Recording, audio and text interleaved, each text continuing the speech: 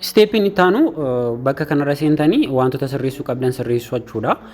Isa sirreeffachuudhaafis immoo yookaan bakka kanarraa mallattoo O kana tuqxu gara ampuuliitti yoo deebi'e immoo ampuulii ture waan ta'eef gara ampuuliitti yoo deebi'e amma bara waggaa arfaffaasaa kabajachaa jira waan ta'eef aappichi kanaaf haala kanaan godhee filannoo 4 jira bakka kana 1 2 3 4 5 shanaffaan ampuulii kana yookaan immoo mallattoo O'ti jechuudha. Amma O'tu jira. Yookaan immoo mallattoon ampuulii sun immoo weebsaayiticharraan isinitti argisiisa. Kunoo bakka kanarraa mallattoon ampuulii jira jechuudha. Wanta akkasii shanaffaadhumarra jiraannis sana isa tuqxu jechuudha.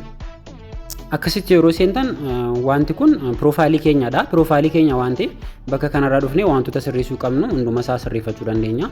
Yoo barbaanne maqaa keenya kan pilaatfoormicha haala kanaan nu keenya jijjiirrachuu dandeenya. Wantoota guutuu qabnu hundumayyuu asuma keessaa kan nuti sirreeffannu jechuudha.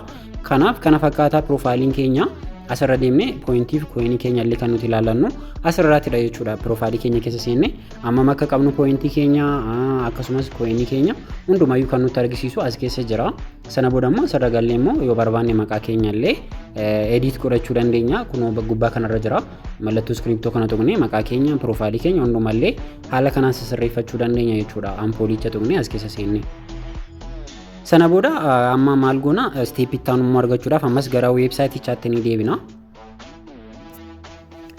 Amma immoo akkaataa kamiin akka nuti ashaaraa kenninu yookaan immoo pilaatfoormicha irratti ittiin galmoofnu kan argannu viidiyoo bakka kanarra jira. Viidiyoo isa kana tuqnee amma immoo gara sanatti ni deemna jechuudha. Ashaaraa kennine eenyummaa keenya galmeeffachuu qabna jechuudha. Pilaatfoormicha irratti isa argachuudhaaf bakka kana ni tuqna.